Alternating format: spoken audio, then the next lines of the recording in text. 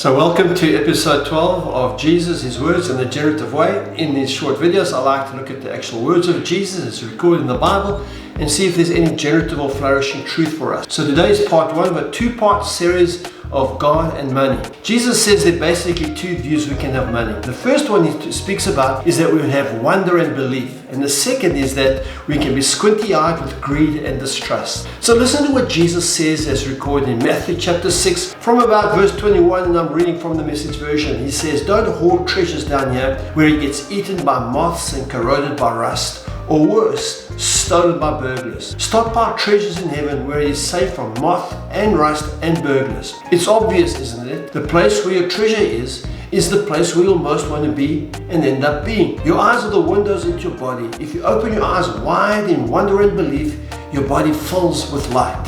If you're squinty-eyed in greed and distrust, your body is a dank cellar. If you pull the blinds on your windows, what a dark life you'll have. And you can't worship two gods at once. Loving one God, you'll end up hating the other. Adoration of one feeds contempt for the other.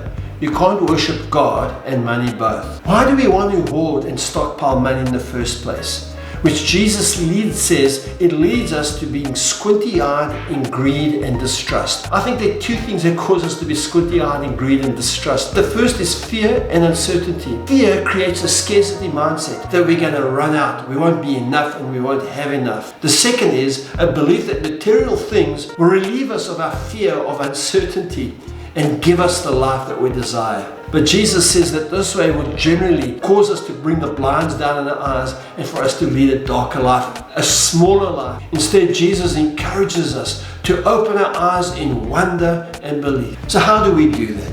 Well, I think it's to have an abundance mentality, an abundance view of our world, where we learn to love people, we begin to trust others, and we find beauty in the things that money can't buy. The second is about finding awe and wonder in our today. So often we're so preoccupied with our futures that we miss out on what we have today. If we can find some awe and wonder in today, then our hearts begin to be filled with light and we begin to find a generous, life-giving way to live. It makes you think, doesn't it? I've never met anybody who said, "Hey, I'm a greedy person, I'm a distrustful person." They may say they're distrustful, but very seldom will somebody say, "I'm greedy." What Jesus is inviting us into is to really face ourselves as how we view money, how we view material well-being. Hey, go ahead and let me know in the comments what you think about these verses and some of the things I've said, and we'll get ready for part 2 in the next video.